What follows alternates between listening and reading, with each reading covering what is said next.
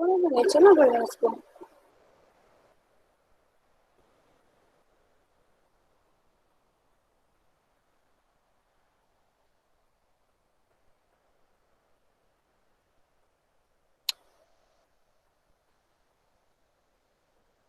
Assalamu alaikum class. As you know, I'm your course instructor Tuba Asif, and this is our lecture interactive session for the revision of course Weight and Weight Management. Today we are going to discuss the course content we have done so far for our midterm examination. I hope this would give you a very nice insight about what have we done so far. So let's get started. First of all, I would like to welcome every one of you, and I would like to ask Anika Zahid to elaborate the contents that are included in the midterm syllabus. Anika, are you there?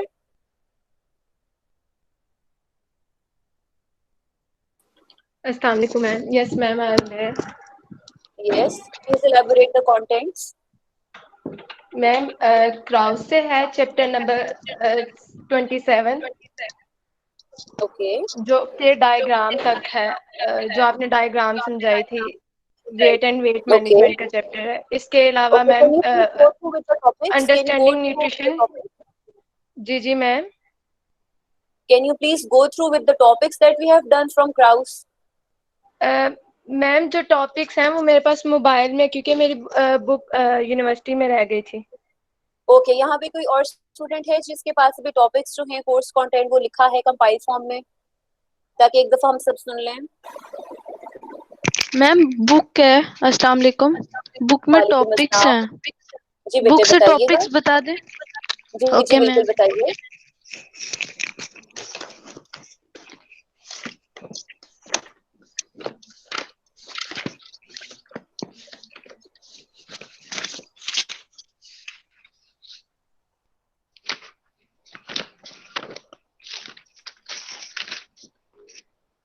Ma'am first of all हम लोगों ने जो class में discuss किया था वो body weight components थे. ठीक है, बॉडी वेट कंपोनेंट्स की बात कर लेते हैं. ठीक है, ठीक है. बॉडी वेट कंपोनेंट्स में हमने डिस्कस किया था कि हमारे पास मेजरली टू डिवीजन होती है बॉडी वेट कंपोनेंट्स में. एक हमारे पास होता है फैट मास और एक होता है फैट फ्री मास. फैट मास में हमारे पास जो हमारी बॉडी में फैट कंटेंट मौजूद है, जिसमें जो लिपिड बाइलेयर सेल का स्ट्रक्चर होता है वो आ जाता है सारा, जिसमें आपके पास एसेंशियल फैट और स्टोरेज फैट आ जाता है.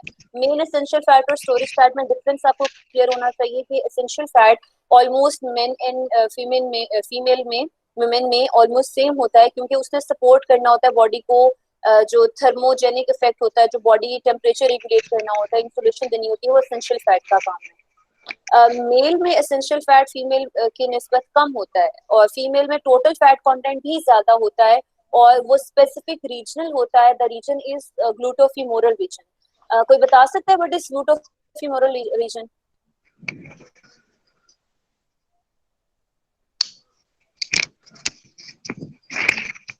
आमना नसीरा बता सकती हैं? आमना नसीरा बता सकती हैं कि जैसे मैंने कहा कि मेन में टोटल फैट कंटेंट फीमेल से कम होता है, तो उसका रीजन क्या है?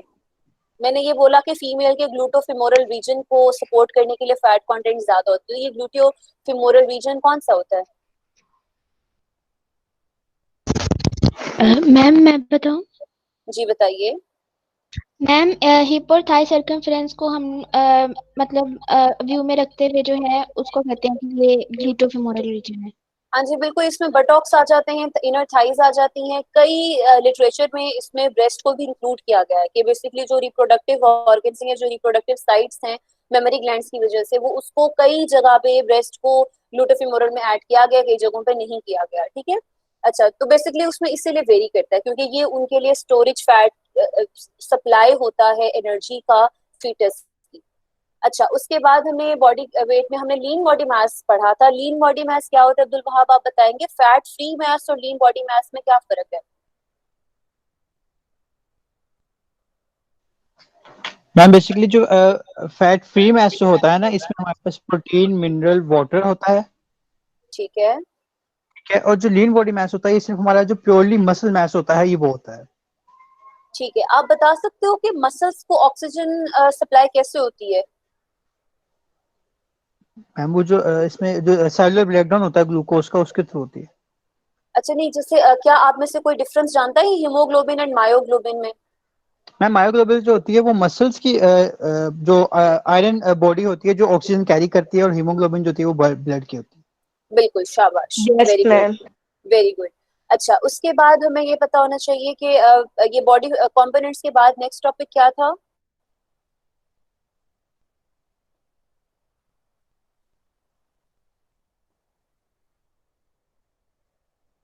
Ma'am body fat. हाँ, बॉडी फैट में आपने वैट एंड बैट आ जाता है।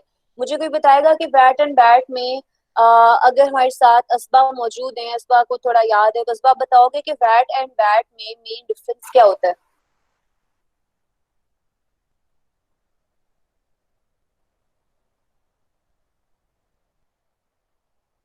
White and brown adipose tissue में क्या डिफरेंस होता है?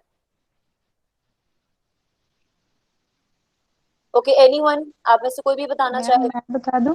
जी बताइए। मैम मैं बताऊं? फैट में एनर्जी स्टोर होती है और बैट जो है वो रेगुलेट करता है बॉडी टेम्परेचर को। इन्फेंट्स किस में आते हैं दोनों में से? मैम, इन्फेंट के एनर्जी रिजर्वायर कौन है? जो बैट होता है वो बैट में आते हैं इन्फेंट। दोनों की सेल कंपोजिशन में किस चीज का फर्क है जो इनका कलर डिटरमिन कर रही है? मैम मैम बैट में आयरन बैट का कलर ब्राउन होता है due to presence of iron. Yes. और वाइट का? और वाइट का कैरेटीन होता प्रेजेंट होती है। है यस, वाइट में क्योंकि कैरेटीन। कैरोटीन एलिमेंट कैरेटीन होता जो है है वो, वो उसको येलोइश कलर दे। हाँ, पेल पेल येलो कलर देता है। वेरी नाइस, यस ठीक है, मैम, पेल येलो कलर देता। बिल्कुल ऐसा ही है। अच्छा, उसके बाद नेक्स्ट टॉपिक क्या था? एडिपोसाइट्स में आपने इसको देख लेना कि उसका स्ट्रक्चर क्या होता है। एडिपोस हाइपरट्रॉफी और हाइपरफेजिया, और जो है हाइपोफेजिया की आपको क्लियर हाइपरप्लेजिया। होना चाहिए। सेल नंबर इंक्रीज अगर हो तो उसकी टर्मिनोलॉजी क्या होती है? अगर cell number of hyperplasia. Ma'am hyper में जाता है। हाइपरप्लेजिया। ये जो है ये करेक्टरिस्टिक किस में होता है? ये फीचर जो है हाइपरफेजिया का, ये करेक्टरिस्टिक किस में होता है? एडल्ट्स में होता है या एडोलेसेंट्स में होता है या इन्फेंट्स में होता है? मैम चिल्ड्रन में और मैम एडोलेसेंट्स में। एडोलेसेंट। चिल्ड्रन और एडोलेसेंट्स। मैम और ये जैसे आप इन्फेंट्स में सेल की मल्टीप्लिकेशन होती है ज्यादा, मतलब सेल इंक्रीज करते हैं नंबर में, और अडल्ट में और टीन्स अगर ये हो जाए सेल का साइज इंक्रीज करता है। और जब जो मतलब कि अगर फैट सेल्स 99% अगर बढ़ जाएं, मतलब मोटे हो जाएं, कि उनमें अभी इतनी इस्तेदाद नहीं रही कि वो और ज्यादा उसको अपना फैट को कैरी कर सके, तो उसके बाद वो उसमें इंक्रीज करते हैं, सेल नंबर में बिल्कुल इंक्रीज ठीक, करते बिल्कुल ठीक। पहले आपके जो बॉडी है, अगर आप एक एडल्ट हैं ऑलमोस्ट 30 इयर्स ओल्ड, तो पहले आप अगर अपना एक्सेस एनर्जी इनटेक करते हैं तो आपके जो एडिपोसाइट हैं वो अपनी स्टोरेज कैपेसिटी पहले फुल करेंगे, और जब उनकी स्टोरेज कैपेसिटी फुल हो जाएगी उसके बाद वो मल्टीप्लाई करेंगे। एक दफा अगर ये मल्टीप्लाई हो जाए, this phenomena can not be reversed. तो हमारा मेन जो फोकस होता है वो यही होता है कि हमारे सेल नंबर अपने साइज में इंक्रीज अगर कर गए तो वो रिवर्सिबल है, क्योंकि सेल श्रिंक हो जाते हैं। लेकिन क्योंकि वो श्रिंक कैसे होंगे? क्योंकि उसमें ऑलमोस्ट 90% फैट है। जब आप अपने कार्बोहाइड्रेट सारे यूज कर लिए आपने, तो आपका एक प्रोसेस के जरिए आपका फैट ग्लूकोज में कन्वर्ट हो जाता है। वो प्रोसेस क्या कहलाता है? अगर मैम एक्सेस ग्लूकोनियोजेनेसिस। जी Abdul Wahab, Laiba you are wrong. Abdul Wahab आप बताओ।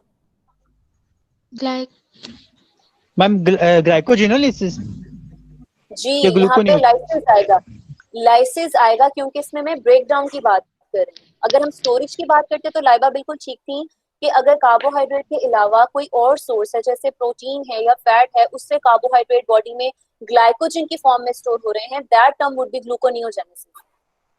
ठीक है, ये लाइसिस की फॉर्म में आएगा क्योंकि यहाँ पे ब्रेक डाउन हो रहा है।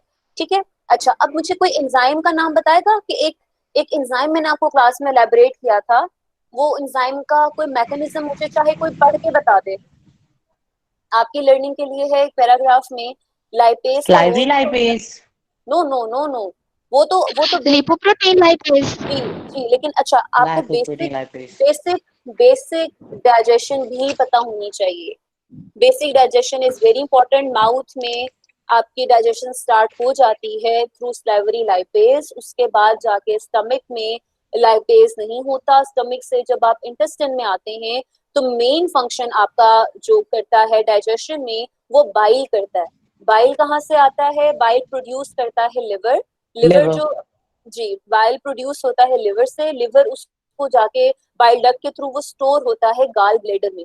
जब खाना आपके स्टमक में चला जाता है और खाने में फैट का कंटेंट मौजूद होता है तो आपके ब्रेन में सिग्नल जाते हैं और कोलेसिस्टोकिनिन जो हार्मोन है वो गाल ब्लेडर को सिग्नल सेंड करता है कि वो स्क्वीज हो, और जब वो गाल ब्लेडर स्क्वीज होता है तो फिर बाइल जो है वो आता है। और बाइल दो काम करता है। Bile number 1 it reduces the surface tension of lipids. Number 2, it is an emulsifying agent. It reduces the property of lipid that is hydrophobic. Are you guys getting along with me? या मैं इसको repeat करूं? Ma'am एक बार repeat कर दें। अच्छा, मैंने ये बताया कि the digestion of lipid begins in the mouth through salivary lipase, but this is the partial breakdown of lipids. उसके बाद when the food goes to stomach, due to the churning of the stomach, the food comes in the form of bolus. No bolus, chyme. It becomes chyme. Mouth में होता है तो bolus होता है। उसके बाद if the presence of lipids gives the signal to your hypothalamus who secrete cholecystokinin, that is a hormone, and this cholecystokinin signals the gallbladder. Gallbladder squeezes and it secretes bile. Bile gallbladder में कहाँ से गया था? Liver produces bile and via the bile duct it gets stored in gallbladder.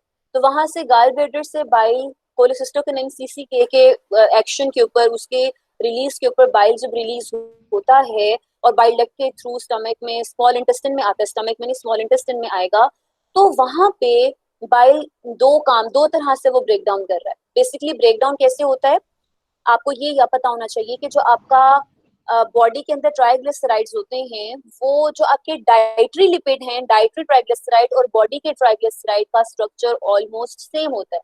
तो main मकसद क्या होता है बॉडी में कि जो ट्राइग्लिसराइड्स हैं वो फैटी एसिड्स में कन्वर्ट हो जाए।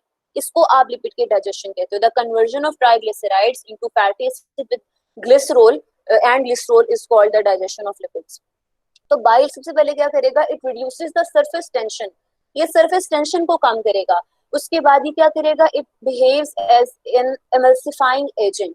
ये एमल्सिफाइंग एजेंट के तौर पे काम करेगा। जब ये एमल्सिफाइंग एजेंट के तौर पे काम करेगा तो लिपिड क्योंकि होते हैं हाइड्रोफोबिक, ठीक है, हाइड्रोफोबिक क्या होता है कि उसमें वाटर के साथ अटैच होने की प्रॉपर्टी नहीं होती, वाटर से उनको फोबिया होता है। लेकिन बाइल जो है वो साइड प्रोवाइड करता है, हाफ उसकी साइड जो है वो अटैच होती है लिपिड के साथ, हाफ उसके साथ अटैच होती है वाटर के साथ, और वो मिक्सेबल सा एक मिक्सचर बना देते हैं। तो उसकी बाकी जो एंजाइम्स वहां पे एक्ट कर रहे होते हैं उसमें मेन एंजाइम होता है पेनक्रियाटिक लाइपेज, जो कि एक मेन प्रॉपर एंजाइम है जो एक्ट करता है triglycerides पे to convert it into diglyceride.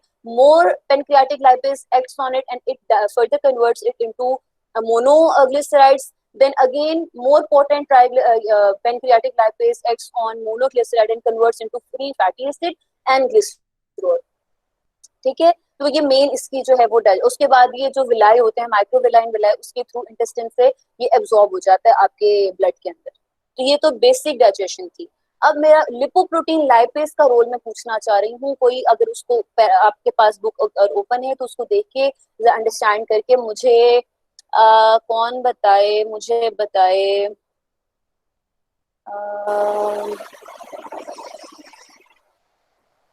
कौन बताएगा? कोई भी बता दे जिसको लगता है कि मैं अच्छा अभी बता सकता हूँ तो वो बता दे।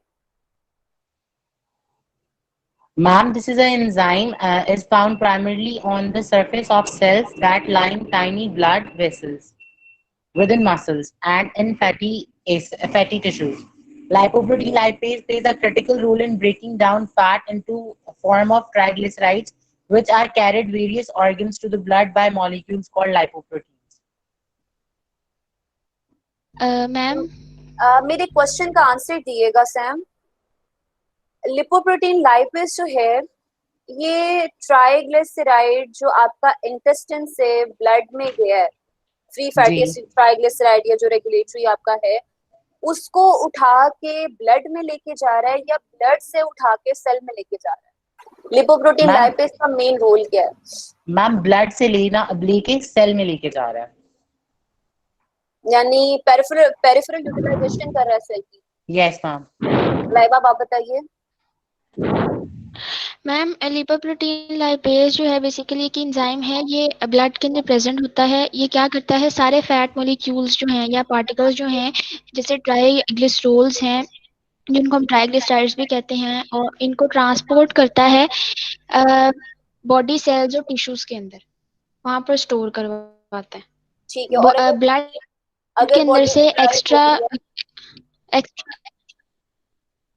यानी अब तक तो है, अब तो तक मैम तब सेल्स और तो मैम काइलोमाइक्रोन है, फिर वो इसके अगेंस्ट काम करता है। वही है ना, काइलोमाइक्रोन ही है ना, जो सेल्स से और टिश्यूज से जो है लेके आता है। हाँ हाँ ठीक है। Transport, basically chylomicrons are the transport protein.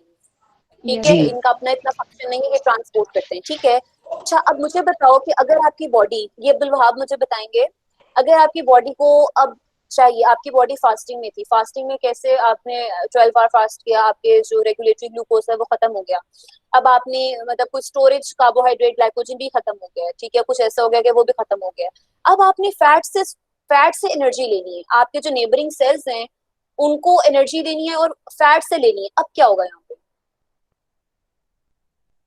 Ma'am जब फैट से मैम लेंगे तो यहाँ हमारे जो फैट मॉलिक्यूल्स हैं वो ब्रेक डाउन होना स्टार्ट हो जाएंगे, जिसकी वजह से फैट मॉलिक्यूल्स हैं ग्लाइकोजिनोलिसिस के प्रोसेस के थ्रू वो हमें जो है एनर्जी प्रोवाइड करेंगे।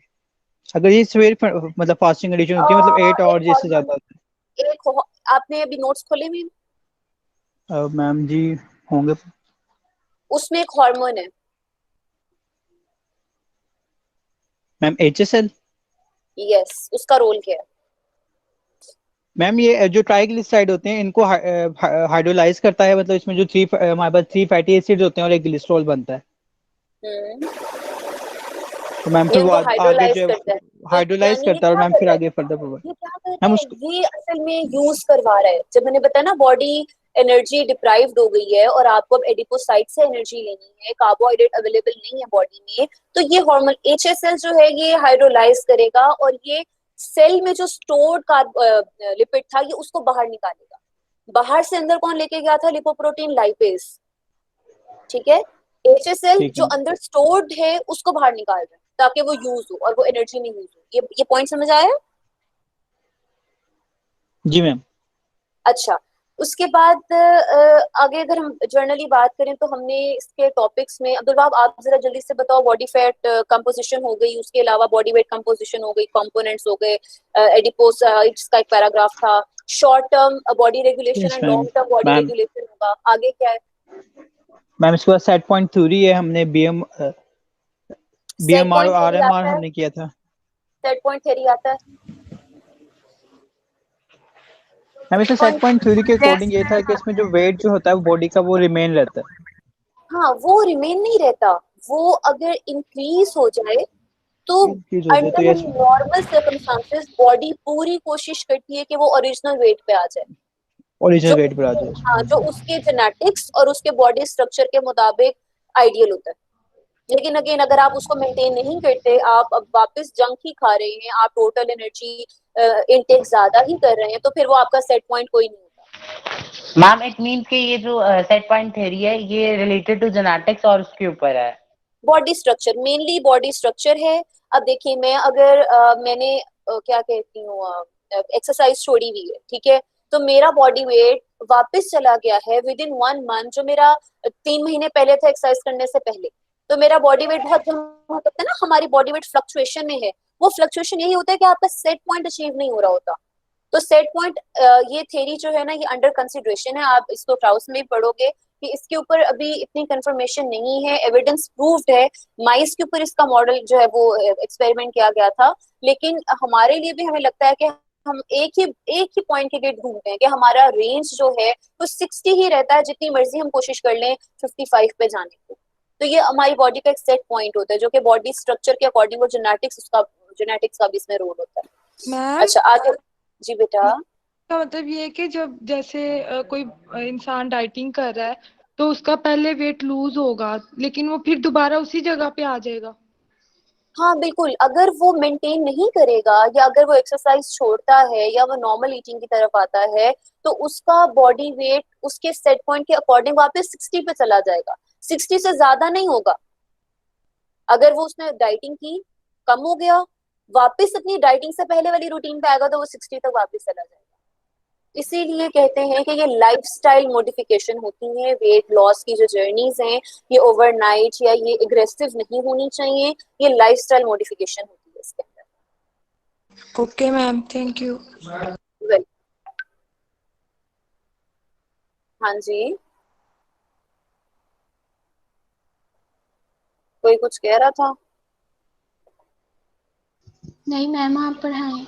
अच्छा अच्छा, अब उसके बाद ना आपको थोड़ा सा मैंने एक रिसर्च आर्टिकल दिया था, वो गो थ्रू कर लेना कि चाइल्डहुड ओबेसिटी क्या होती है, ठीक है। उसके अलावा कॉजेस ऑफ ओबेसिटी आपने पढ़ने हैं, कॉजेस बहुत ज्यादा ध्यान से पढ़िएगा। उसमें हमने देखा था जेनेटिक्स का क्या रोल है, ओबीजी मेन होता है, लेप्टिन, ओके। हमने हार्मोन्स भी पढ़े थे, हार्मोन्स और जो क्योंकि आपका जो बॉडी वेट है वो एक चीज से रेगुलेट नहीं हो रहा, आपका बॉडी वेट बहुत सारे फैक्टर्स जैसे आपके various neurotransmitters, neurochemicals, your diet, your physical activity, hormones, इन सब की वजह से आपका बॉडी वेट जो है वो रेगुलेट होता है, ठीक है। उसमें आपने रोल ऑफ हार्मोन्स देखने हैं। मेन जो हार्मोन्स थे वो आपके थे, मैंने आपको गट हार्मोन्स ज्यादा उसमें करवाए थे, फोकस करवाया था, इंसुलिन, ग्लूकागॉन, लेप्टिन, ग्रेलिन, इसको ज्यादा अच्छे तरीके से करिएगा। मैंने इसको बहुत ही डिटेल में बताया था कि अगर सर्कुलेटरी लेप्टिन ज्यादा है that indicates the body is is the person is obese. इस स्टेटमेंट में किसी को कोई कंफ्यूजन है? If the circulatory leptin is on the higher end of the range, it indicates that No, the person ma'am. is obese. ठीक है, ये क्योंकि हमने इस पे काफी हमने बात की थी, ठीक है। इसी तरह मैंने बताया था कि अगर if the regulatory insulin levels are on the higher end of their respective range, it indicates that the person is insulin resistant. There are two terms, insulin resistant and insulin sensitive. इन दोनों को आपने अच्छी तरीके से Yes, पढ़ना ma'am. है, ठीक है। मेटाबॉलिक सिंड्रोम आपको पता होना चाहिए, 5 कंडीशन होती हैं उसमें से कोई 3 फुलफिल होती हैं तो मेटाबॉलिक सिंड्रोम आप उसको डायग्नोस कर लेते हो। उसके अलावा हमने कॉजेज में आपको जो है वो पैथोजन से कैसे हो सकती है ओबेसिटी, उसमें जो आपके वेरियस वो थे बीपीए जो थे आपका, वो किस तरह इमिटेट कर रहा है और आपके एक्चुअल हार्मोन काम नहीं कर पा रहे लेकिन बीपीए अपना काम करके जैसे ओबीस कर सकता है। और टोटल ऑब्वियसली सेडेंटरी लाइफस्टाइल आपका, क्योंकि आपकी बॉडी मूवमेंट में नहीं है, अपना कैलोरीज बर्न नहीं कर रही, तब भी आप ओबेसिटी की तरफ जा सकते हैं, ओवरवेट की तरफ जा सकते हैं। लाइफस्टाइल बहुत मैटर करता है, जितना ज्यादा आपका स्क्रीन टाइम होता है उतना ज्यादा आप you tend to eat more and you tend to eat more junk food if you are watching more screen time, ठीक है। अच्छा, उसके अलावा क्या था, complications of obesity is very important topic. इसको मैंने आपको स्लाइड्स भी शेयर की थी, मैं जल्दी से यहाँ पे इसको एक दफा डिस्कस कर लेते हैं। Is my screen being shared with you people? Not yet, ma'am. Okay okay, Yes, ma'am. Okay. Complication of obesity जो है ना वो आपने इसको करना है।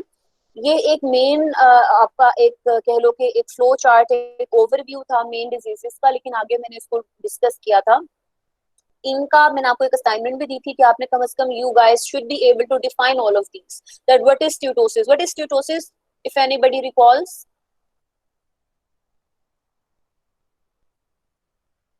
What is steatosis? It is basically the fatty liver, the deposition of fat ma'am, around the retention liver. Of fat around liver. Yes yes, ये term आपकी मुश्किल है, वरना ये तो फैटी लिवर हर दूसरे आदमी को है, ठीक है। Steatosis is the deposition of fat, accumulation of fat in liver cells. Okay, cirrhosis क्या होता है? सिरोसिस और स्टीटोसिस में डिफरेंस बहुत क्लियरली, बट सिरोसिस में आपके स्कार अपीयर हो जाते हैं, ठीक है, और स्कारिंग बहुत ज्यादा हो जाती है। गायनोकोलॉजिक एबनॉर्मैलिटीज को आपने पढ़ना है। इसमें इन्होंने जो फ्लो चार्ट अगर आप खाली तैयार करोगे तो आप इन डेप्थ लेक्चर जो है वो नहीं कर पाओगे। कोशिश करना इसकी वीडियो देख लिएगा आप लोग, वीडियो में मैंने काफी इसको इन डेप्थ थोड़ा सा बताया था। एबनॉर्मल मेंसेस की इस तरह से बात थी, again it is all related with insulin resistant. America में Glucophage metformin is prescribe for normal adult. क्यों? क्योंकि वो लोग इंसुलिन रेजिस्टेंट हो गए हैं, उनकी बॉडी जंक खा खा के इंसुलिन प्रोड्यूस तो कर रही है लेकिन वो उसको यूटिलाइज नहीं कर पा रहा उनकी बॉडी। तो ये मेंसेस जो इरेगुलर है ये भी उसी वजह से है। पीसीओएस का जो मसला है, facial hair growth, again facial hair growth क्या है, बेसिकली ये आपके जो सेक्सुअल हार्मोन्स है उसका इम्बैलेंस है। Infertility both in the case of male and female.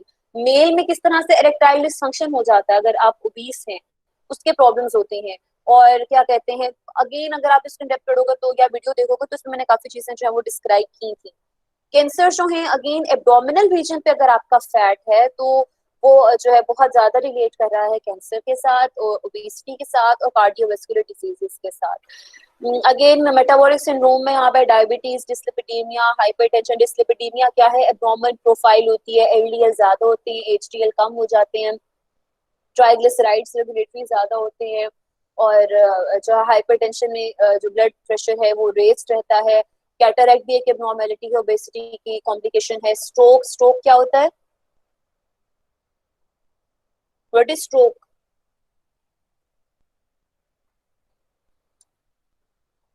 Ma'am sudden death होती है ब्रेन सेल्स की। क्यों होती है? बिल्कुल बिल्कुल ठीक कहा आपने, क्यों होती है?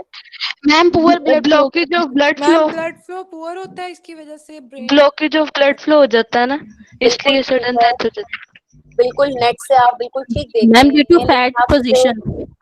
आप मुझे क्लियर आपने वजह नहीं बताई। फैट डिपोजिशन से ट्रिगर हो रहा है लेकिन मेन ब्लड फ्लो कम हो गया, ठीक है, क्यों?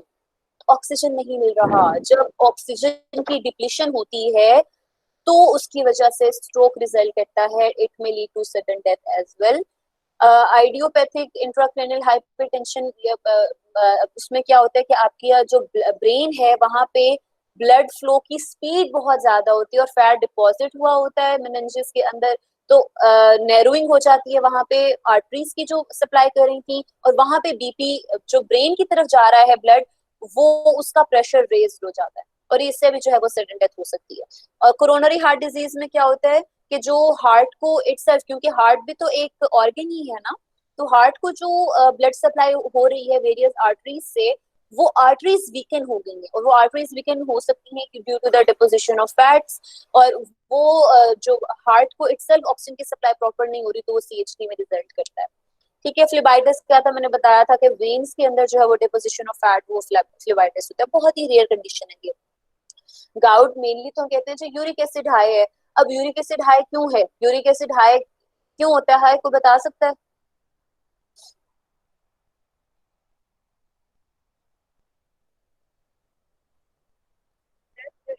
मैम यूरिक एसिड तब हाई होगा जब नाइट्रोजन साइकिल से जो बनेगा उसकी यूटिलाइजेशन कम हो या इसका एक्सेस इनटेक हो प्रोटीन का। शाबाश, मेनली यही होता है कि आपकी ना किडनी के ऊपर प्रेशर बहुत ज्यादा होता है। ठीक है, रीनल डिजीजेस में गाउट को भी हम देख लेते हैं, लेकिन क्योंकि ये पर्टिकुलरली जॉइंट्स में डिपॉजिट होने लग जाता है यूरिक एसिड उसको, क्योंकि उसकी मेटाबॉलिज्म जो है वो इम्पेयर्ड होती है। लेकिन यही है कि रीनल के ऊपर बहुत ज्यादा प्रेशर हो जाता है। रीनल पे प्रेशर क्यों हो सकता है, ये तमाम जो चीजें हैं कहीं ना कहीं, क्योंकि किडनीज ने फिल्टर करना है, किडनीज ने ब्लड को फिल्टर करना है for the formation of urine, तो उसके ऊपर लोड बहुत ज्यादा होता है अगर बंदा ओबीस हो। अच्छा, यहाँ पे मैंने प्रेवलेंस की बात की थी, ग्लोबिसिटी का नाम दिया गया था क्योंकि पहले तो सिर्फ वेस्ट में थी ओबेसिटी, लेकिन बाद में जो है वो हर जगह पे दुनिया में ये प्रिवेल कर रही है।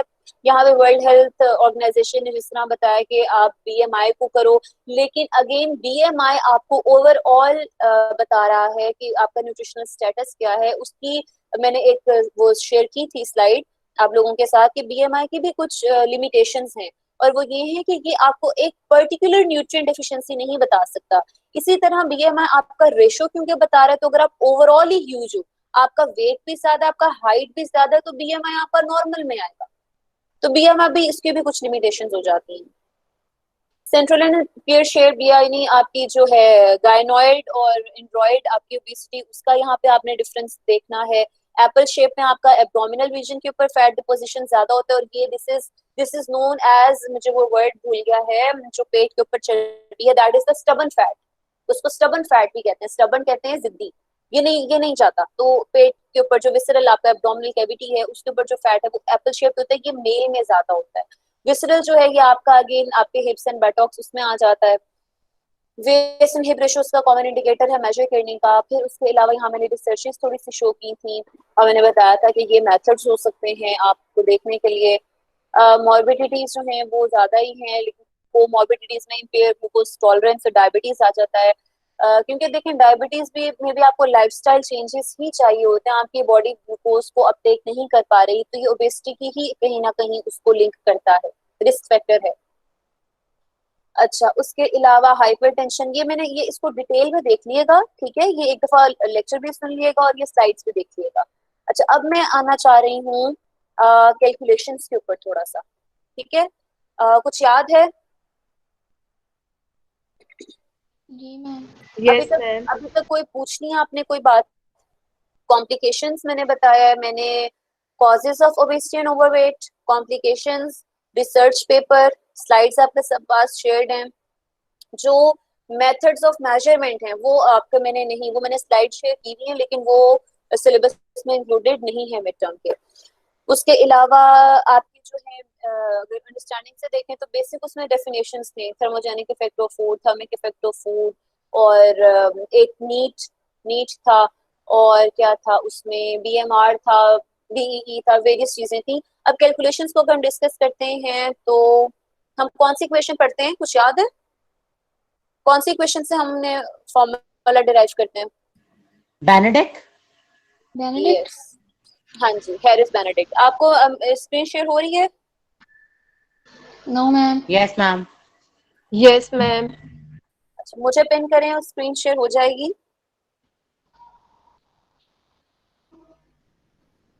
अच्छा, इसमें हमारे पास दो तीन चीजें मैंने वही हैं जो आपने पहले पढ़ी हुई है, मैंने वहां से अंडरस्टैंडिंग से इसको उठा के पेस्ट किया था।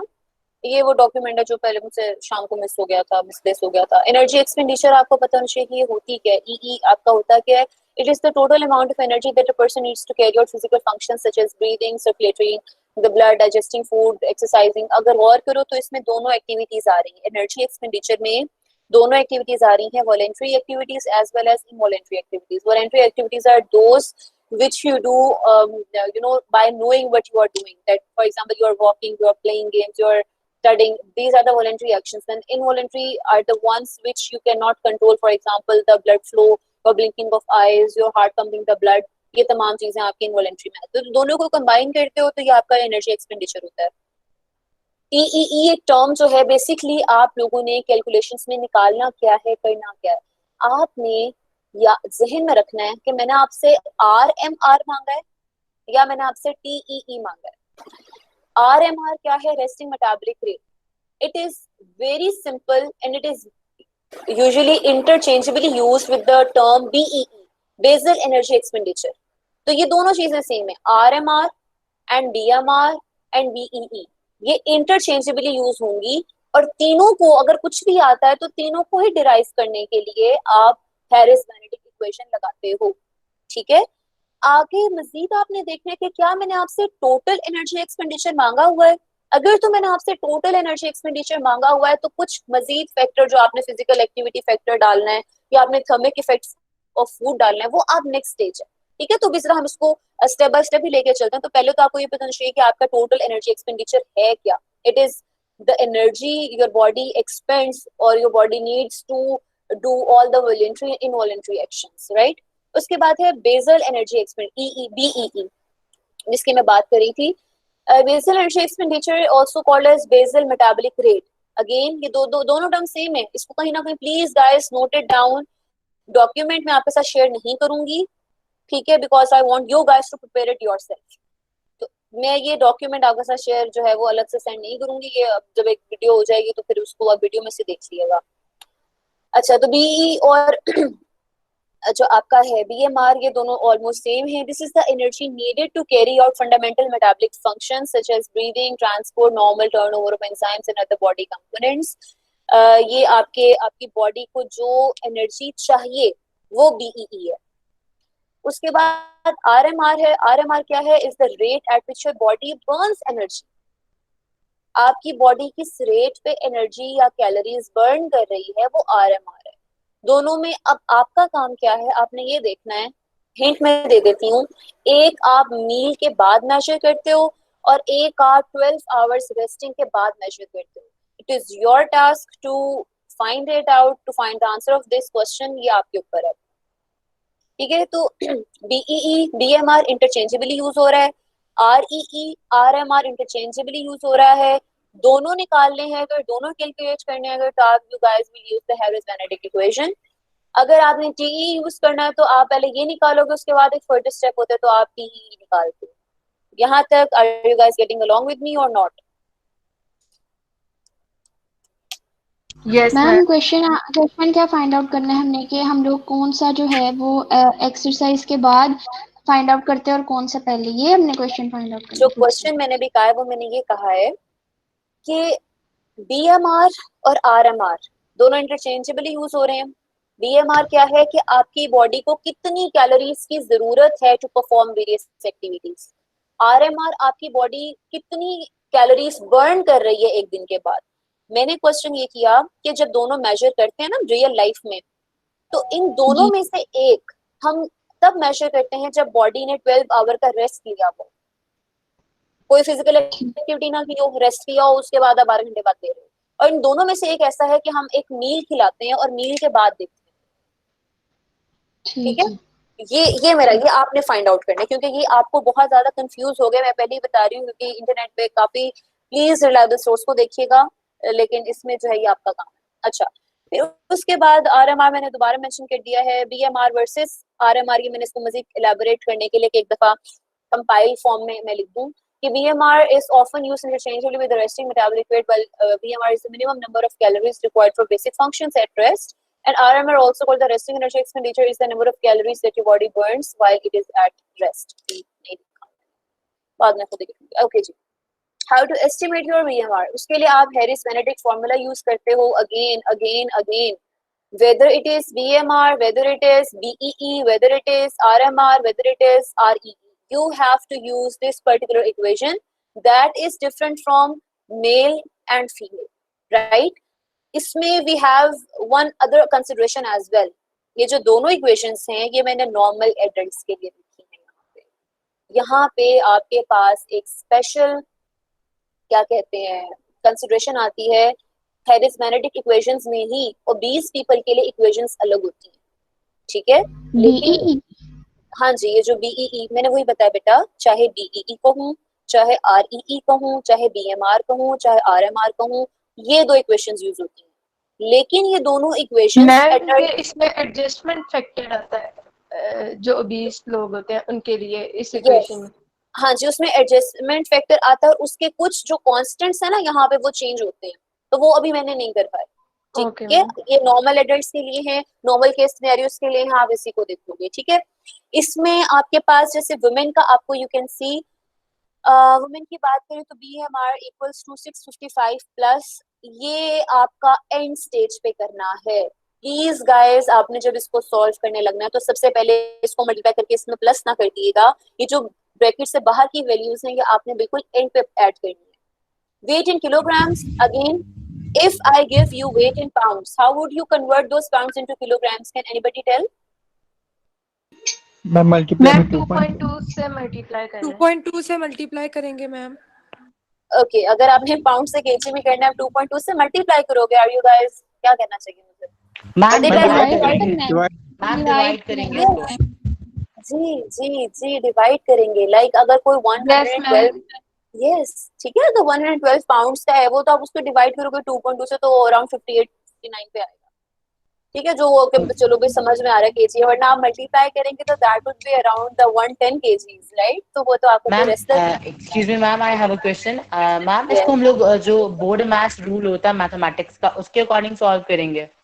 बिल्कुल, मैं बिल्कुल इसको आपको बताऊंगी। मैं इसको आपको साइड बाय साइड हर चीज, हर स्टेप इसका जो है थोड़ा सा बताती हूँ। ये आपने डेमास रूल के अकॉर्डिंग ही करना है। लेकिन मैंने ये वाला इसीलिए शुरू में बता दिया 655 का कि मैं बार बार कह दूं, मैंने आपकी क्लास में मिस्टेक देखी थी कि जब आप लोग वेट इन केजी, जैसे 56 केजी था, उसको आप मल्टीप्लाई कर रहे थे 9.6, तो आपका पहला काम था कि आप उसमें 655 ऐड कर रहे थे। ये नहीं करना। 655 बिल्कुल जब आप यहाँ से लेके यहाँ तक सारा कुछ सॉल्व कर लोगे ना, तो this then at the end you are supposed to add 655। ठीक है, This was the most common mistake I observed while you guys were solving this question in class. जी अब्दुल वहाब, ये मैंने सेंड नहीं करी. ओके, उसके बाद अगर हम देखें यहाँ पे तो 9.6 आपका विमेन के लिए वेट इन केजी. अगेन केस सिनेरियो के अकॉर्डिंग अगर मैंने आपको केजी में दिया तो आपने पाउंड्स में करना है, अगर पाउंड्स में दिया तो केजी में करना है. अगर मैं आपको किसी ग्राम्स में दे दूं तो आपने ग्राम से किलोग्राम में कैसे करना है?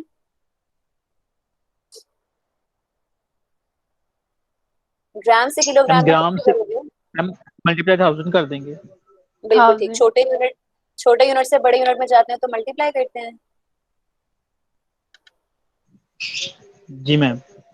छोटे यूनिट से बड़े यूनिट में डिवाइड करते हैं मैम. डिवाइड करेंगे, ग्राम से उसमें जाएंगे, डिवाइड करेंगे.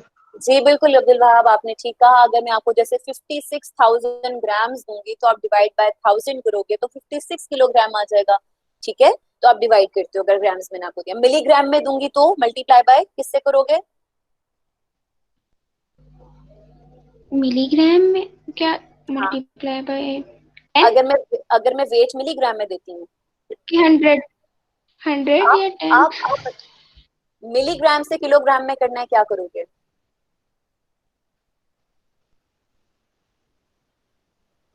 ये अब आपने खुद सोचना है. ठीक है, ओके. उसके बाद जो है उसको आप 1.8 height in centimetre. Okay, this point is very important. ये भी आपकी क्लास में ऑलमोस्ट 60% पॉपुलेशन जो है ना उसका गलत था. बेटा इसमें सिंपल इज दैट, इतना लंबा चौड़ा ना करो. आपके पास यूजुअली मैं कोशिश ये करूंगी कि मैं आपको भी नॉर्मल तरीके से ही दूं, कि मैं आपको फीट और इंचेस में दूं. ठीक है, यानी जैसे 5 फीट 2 इंचेस, 6 फीट 1 इंच, इस तरह से दूं. आपने उसमें क्या करना है, आपने बेटा सब सुन रहे हैं? मैम ये पेपर में आएगा क्या? इसको हम सॉल्व तो नहीं कर सकते एग्जाम में? बेटा ये आपको सॉल्व करना पड़ेगा. ये आपको एमसीक्यूज के फॉर्म में आएगा. ये आपको क्योंकि ये आपके मैनुअल का पार्ट था, ये आपके सिलेबस में है, तो ये आपको करना पड़ेगा.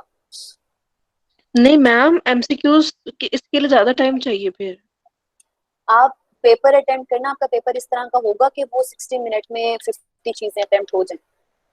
ठीक है, आप तो पहले से परेशान हो गए हो. इसमें ये कैलकुलेशन, मुझे पता है ये कैलकुलेशन आपकी 10 मिनट लेती है, 10 मिनट से ज्यादा नहीं लेती. अगर आपको फॉर्मूला आता है, मुझे पता है फॉर्मूला कैसे करना है आप लोगों ने, लेकिन आपकी कैलकुलेशन 10 मिनट से ऊपर की नहीं है. आज आप इसकी बैठ के 2-3 दफा प्रैक्टिस करें. मैं आपको 2-3 एग्जांपल्स लिखवा देती हूँ, आप उसकी प्रैक्टिस करें तो ये आपका हार्डली 10 मिनट्स का काम. मैम ये कैलकुलेशन से मैम पेपर की टाइमिंग में है, वो मैंने होता है, स्केयर लगाना होता है, मल्टीप्लिकेशन वगैरह वगैरह चीजें जो लिखनी होती है वो हमें तो कीपैड में भी नहीं मिलती. बेटा आपने ना अपने पास रफ पेपर पे लिखना है सब कुछ. जब आप एक दफा पेपर पे लिख लोगे ना तो उसके बाद आपने टाइप करना है. इसमें कोई आपके पास मतलब स्पेसिफिकेशन नहीं है कि आपने प्लस लगाना है. प्लस आप ना लगाओ, आप लिखो PLUS. जरूरी नहीं है कि आप यहाँ पे प्लस लिखो, या आप मल्टीप्लाई का ये क्रॉस साइन ही दो. मल्टीप्लाई के लिए आप स्मॉल x यूज कर सकते हो, तो आप ब्रैकेट भी आप इजीली यूज कर सकते हो. तो मेरा नहीं ख्याल कि इसमें कोई मसला है. कोई आपको मसला है तो आप वहाँ पे स्पेलिंग लिख दें, BRACKET PLUS MULT, जो भी स्पेलिंग होते हैं मल्टीप्लाई के. तो ये तो एक कंपल्सरी क्वेश्चन है. ठीक है, आई जी मैम जरूर.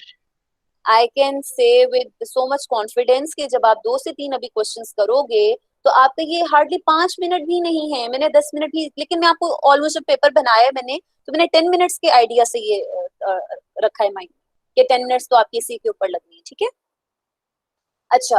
और बड़ा ही अगर 1 मिनट में पेपर भी हाइड हो जाता है फिर सारा.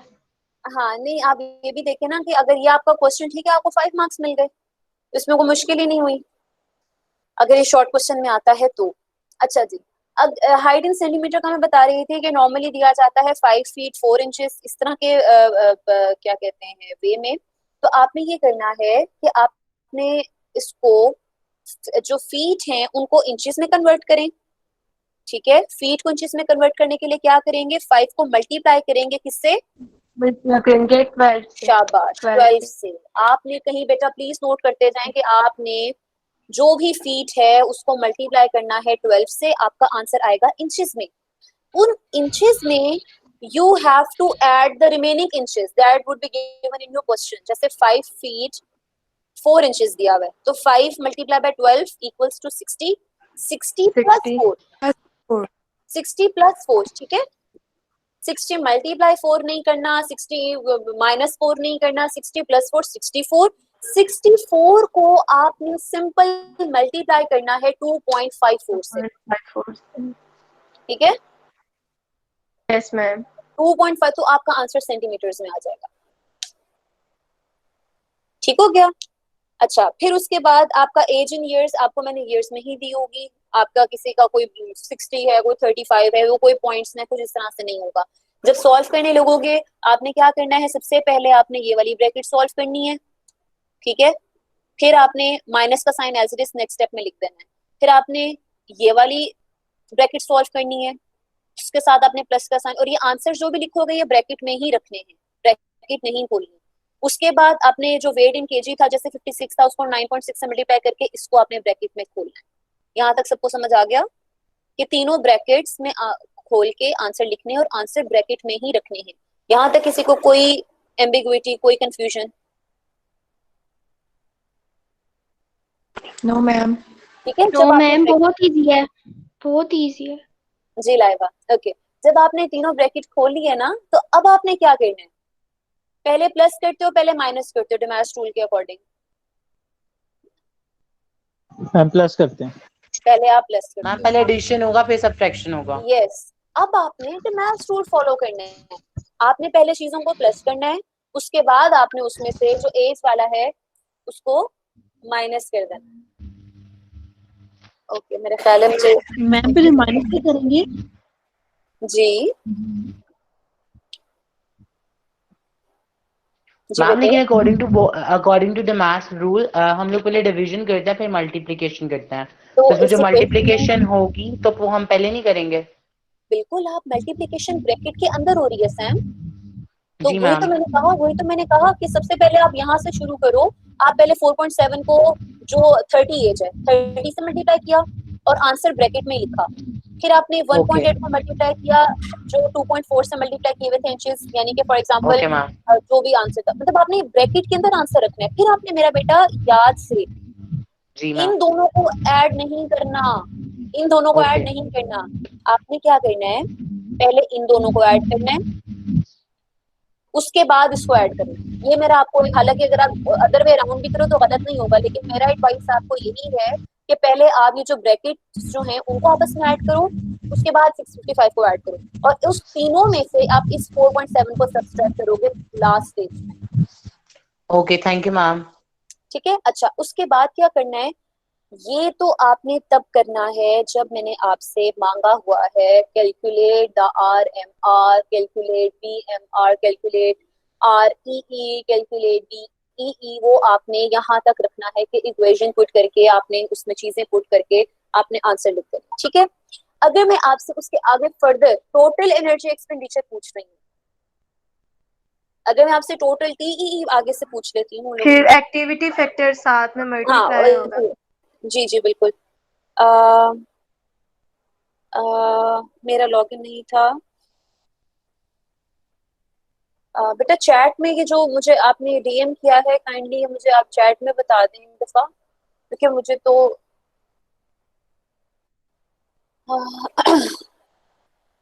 हाँ लास्ट में नीलम, लास्ट में किसके लास्ट में, तीनों जो फर्स्ट 3 चीजें हैं ना उसमें आपने 655 ऐड करना है, माइनस आपने लास्ट स्टेज पे माइनस करना है। अच्छा जी, उसके बाद पता नहीं वो ठीक है जी, जो भी हैं जिन्होंने मैसेज किया है सही है। अच्छा उसके बाद क्या मैं बता रही थी, सेडेंटरी के लिए क्या आपका फैक्टर होता है, आपने 1.2, लाइटली एक्टिव के लिए 1.375 पूरा करना, राउंड ऑफ नहीं करना, राइट? राउंड ऑफ करोगे आंसर चेंज आता है। 1.55 इसको 1.6 नहीं करना, 1.55 ही लेना है। वेरी एक्टिव के लिए 1.725, एक्स्ट्रा एक्टिव के लिए 1.9। आगे मैंने इसको थोड़ा एक्सप्लेन भी किया है कि सेडेंटरी में वो लोग आ जाते हैं जो कि या तो जैसे बेडरिडन पेशेंट्स होते हैं या ओल्डर एडल्ट्स होते हैं, मिनिमल एक्टिविटी है सिर्फ बैठने की, वो आपके सेडेंटरी में आ जाते हैं, हमारे नानो दादो वगैरह इस तरह के लोग। लाइवली एक्टिव में हम ज्यादातर स्टूडेंट्स आ जाते हैं, हेल्थ केयर प्रोफेशनल्स आ जाते हैं, लॉयर्स जिनका नॉर्मल के साथ साथ थोड़ा बहुत सीढ़ियां चढ़ने का काम है, और थोड़ी बहुत उनको जो है वो अप्लायंसेस, मैकेनिकल अप्लायंसेस यूज करते हैं, 8 आवर्स स्लीप लेते हैं, वो लाइटली एक्टिव में आ जाएंगे। मॉडरेटली में आप किस तरह के लोग आ जाएंगे, जो किसी बिल्डिंग वगैरह में काम करते हैं और कोई लेबर्स टाइप हैं वो, या सोल्जर्स वगैरह जो है वो एक्टिव जो है वो सर्विस में नहीं है, यानी कि वो कभी लाइफ में तो एक्टिव थे लेकिन अब एक्टिव नहीं है, लेकिन उनका बॉडी क्योंकि उसके मुताबिक ही रिस्पॉन्ड कर रहा होता है, तो मॉडरेटली एक्टिव में आएंगे। वेरी एक्टिव में आपके जो अनस्किल्ड लेबरर्स हैं, एथलीट्स हैं, एग्रीकल्चरल वर्कर्स हैं, फार्मर्स वगैरह, या जो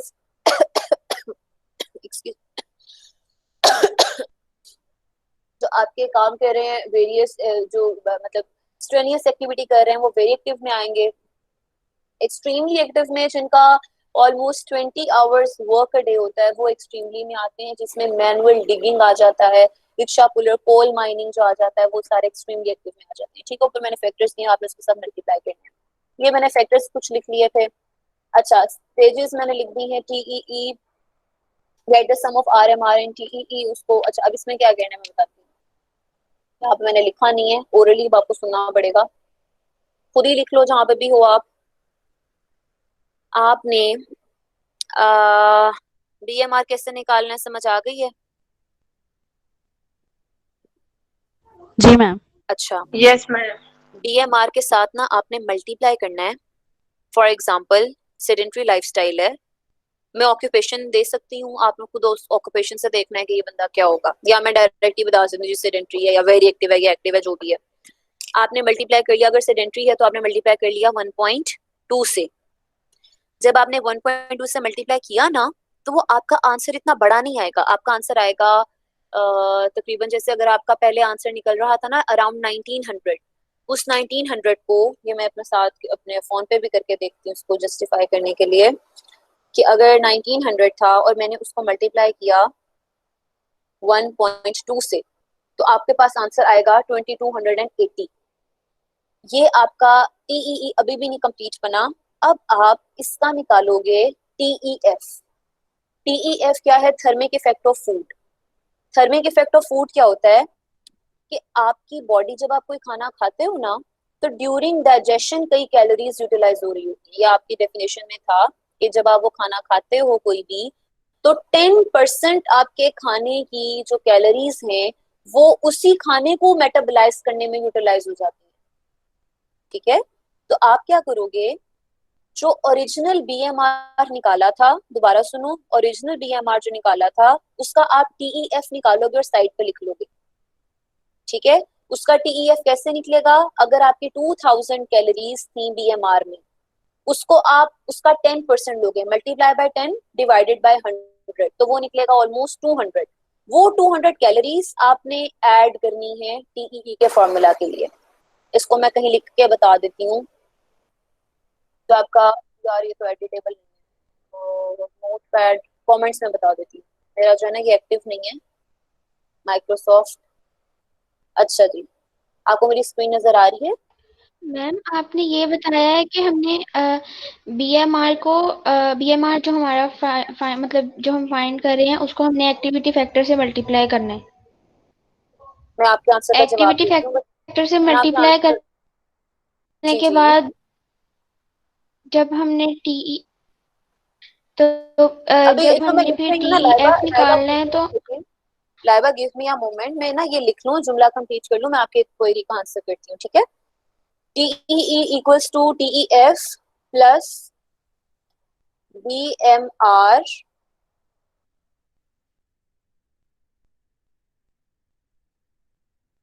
मल्टीप्लाइड बाय एक्टिविटी फैक्टर। ठीक है, यानी जो आपका एंड फॉर्मूला बनेगा वो TEE equals to TEF plus BMR multiply by उसका एक्टिविटी फैक्टर। इसको सॉल्व कैसे किया होगा आपने? आपने टीईएफ अलग से निकालना है, आपने टीईएफ कहीं बीच में नहीं निकालना। जब आप एक दफा बीएमआर निकाल चुके हो, ओरिजिनल बीएमआर, अभी आपने एक्टिविटी फैक्टर नहीं निकाला हुआ, आपने ओरिजिनल बीएमआर निकाला हुआ है, आप उसको मल्टीप्लाई करोगे 10 से, डिवाइड करोगे 100 से, तो वो आपका निकलेगा टीईएफ। वो टीईएफ फाइनल टीईई के फॉर्मूला में आपने ऐड करना है उस BMR से जो आपने एक्टिविटी फैक्टर के साथ मल्टीप्लाई करने के बाद निकाला है। मैम तो TEE का फॉर्मूला क्या होगा जिसमें हम ये ऐड करेंगे फाइनल वैल्यू? TE का फॉर्मूला होगा TEE equals to TEF plus BMR multiply by AF। AF यानी एक्टिविटी फैक्टर। ठीक है, मैं एक पेज मैम कंफ्यूजन है कि आपने कहा है कि आपने जो BMR को एक्टिविटी फैक्टर से मल्टीप्लाई कर लिया है जी, उसके बाद जो उसमें से आपने माइनस करना है। पहले आपने कहा था कि हाल ही जो ओरिजिनल BMR निकाला है उसमें से माइनस करना है। नहीं जान हमने माइनस तो इसमें कुछ करना ही नहीं है। हमने BMR और एक्टिविटी फैक्टर निकाल के अलग रख लिया। ठीक है, हमने BMR हमारा निकला, ऊपर से हमारा निकला जी 2200 कैलोरीज। उसमें हमने मल्टीप्लाई, क्योंकि वो सेडेंटरी है तो हमने उसको मल्टीप्लाई कर दिया 1.2 से, ये हमने रख दिया अलग। अब हमने इसमें TEF ऐड करना है। TEF ऐड करने के लिए हम क्या करेंगे कि हम जो ओरिजिनल BMR 2200 निकाला था ना, उसको मल्टीप्लाई करेंगे 10 से, डिवाइड करेंगे 100 से, तो वो आ जाएगा 200। एग्जाम्पल दे रही हूँ, अगर 200 कैलोरीज हैं तो उसका 10% बनता है 200। वो 200 हम जो हमने अलग निकाला है activity factor multiplied by BMR उसमें ऐड कर देंगे। मैं आपको ना इसकी एक पेज के ऊपर इसका फॉर्मूला लिख के सेंड कर देती हूँ। ठीक है, ये आपको कहीं ना कहीं मिल ही जाएगा, लेकिन मैं अपने हैंड रिटन कर देती हूँ, मेरे पास ये लैपटॉप में वर्ड पैड पे लिखने की फैसिलिटी नहीं। ठीक है, मैं आपको एक पेज पे लिख के इसकी पिक्चर सेंड कर देती हूँ।